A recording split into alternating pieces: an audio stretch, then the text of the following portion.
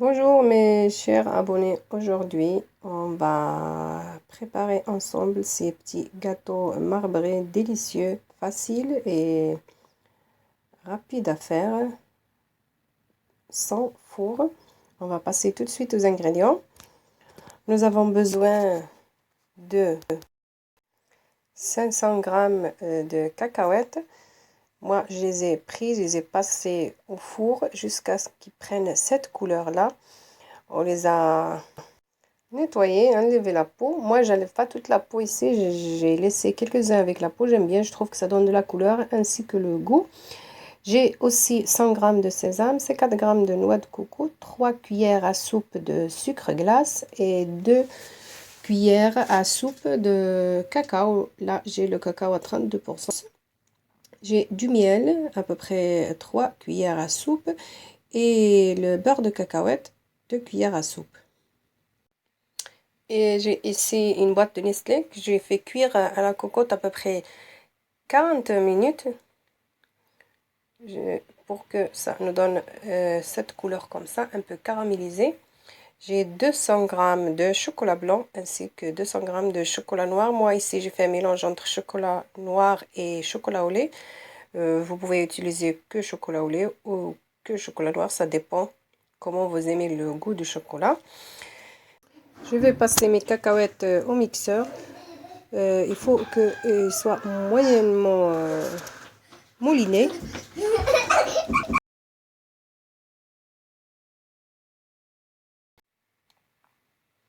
Je vais vous montrer à peu près la texture.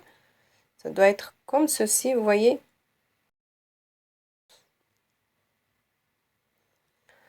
Après, on va mouliner le sésame et pareil. On va pas trop le mouliner. Et on va commencer à mélanger nos ingrédients secs. Et après, on va rajouter le miel et le caramel et nos liquides. Donc là, j'ai mis la noix de coco, le sucre glace, le cacao. Et on va mélanger comme ça avec les bouts du doigt, une cuillère ou qu'avec les bouts des doigts.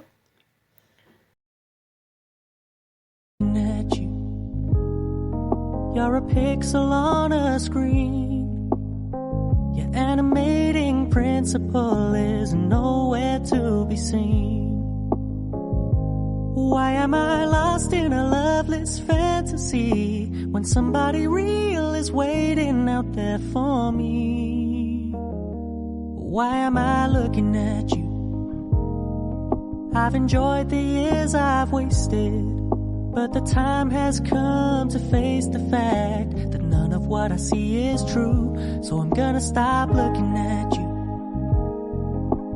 Oh, I'm gonna stop looking at you. Oh.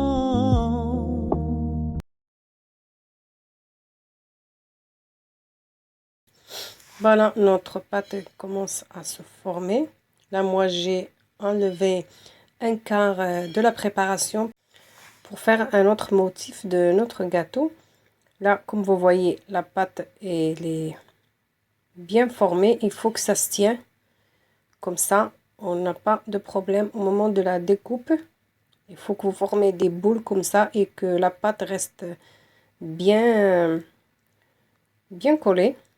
Comme ceci sur les images. Voilà.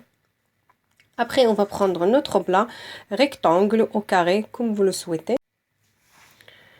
On va chemiser avec un papier cuisson et on va commencer à étaler notre pâte, notre préparation. On va mettre un papier cuisson par-dessus ou un film alimentaire comme on veut et on va commencer à aplatir avec une spatule comme ceci. Il faut que ça soit bien lisse, bien brillant. On va essayer de régulariser les bords.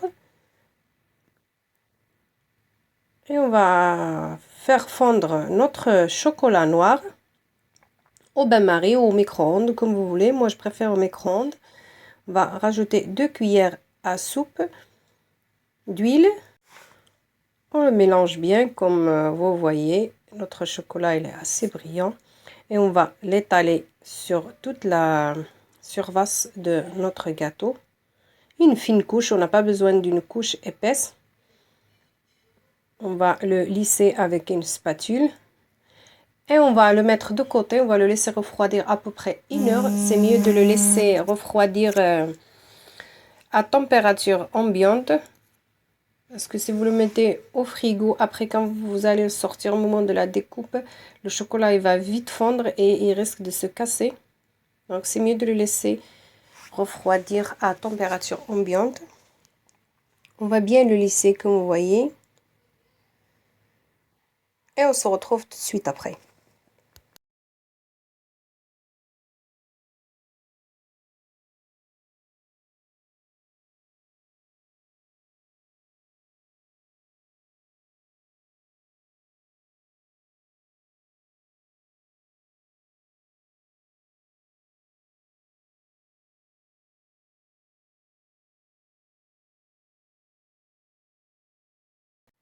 Là, après 1 heure, vous voyez, moi, mon chocolat, il est bien dur. On touche avec le doigt, on vérifie. Là, je vais le sortir du plat pour que ça soit plus facile pour moi de le retourner. On va mettre un papier sulfurisé par-dessus et on va le retourner. Vous voyez, ça lève facilement. Et là, on va prendre notre chocolat blanc, pareil, on va le passer, on va le faire fondre. Et on va le mettre sur notre gâteau. Et on va le lisser, pareil, de la même façon qu'on a fait. On peut le sortir du plat pour que ça soit plus facile. Et on va prendre un peu de chocolat noir et essayer de faire des traits comme ça. Il n'y a pas besoin que ça soit régulier. Après, on va prendre la pointe d'un couteau et on va faire des traits, des va-et-vient de façon millefeuille. Comme vous voyez là sur les images. Et après, on va le laisser pareil refroidir à peu près 1 heure et on revient pour la découpe.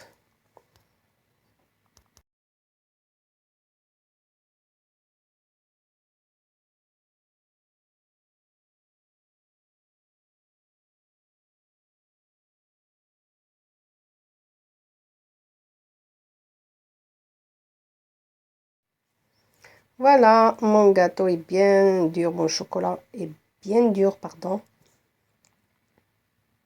Et voilà, mon chocolat, il est bien dur. Comme vous voyez, le chocolat noir n'a pas collé sur notre papier sulfurisé. On va commencer de couper notre gâteau. On va essayer de régulariser un peu les bords pour qu'on a un résultat plus net. On va prendre un couteau, on va prendre un bol d'eau chaude qu'on va mettre de côté et de temps en temps, on trempe la pointe de notre couteau dedans pour que ça facilite notre découpe et on va couper des petits carrés ou des losanges comme vous le souhaitez.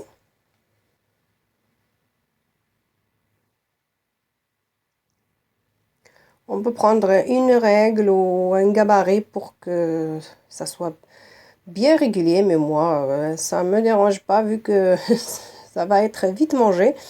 Mais si on a une fête ou on veut que ça soit bien régulier, on peut prendre un gabarit. On va prendre des petites caissettes, c'est plus facile pour conserver. Et même quand on est en train de manger, on n'a pas le chocolat partout dans les doigts. Et on va les mettre dans une boîte hermétique. Entre chaque couche, on va mettre un papier sulfurisé.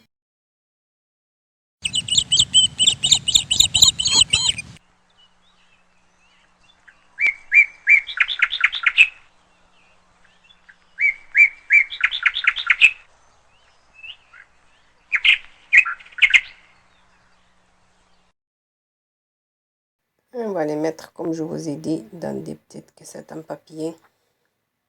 Ça fait plus joli et plus présentable.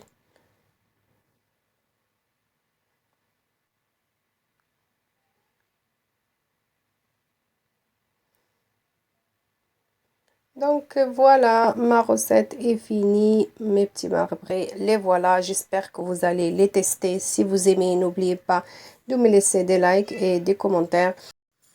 Ça fait toujours plaisir et si vous n'êtes pas encore abonné à ma chaîne, n'oubliez pas de le faire. Je vous dis à très bientôt. Au revoir.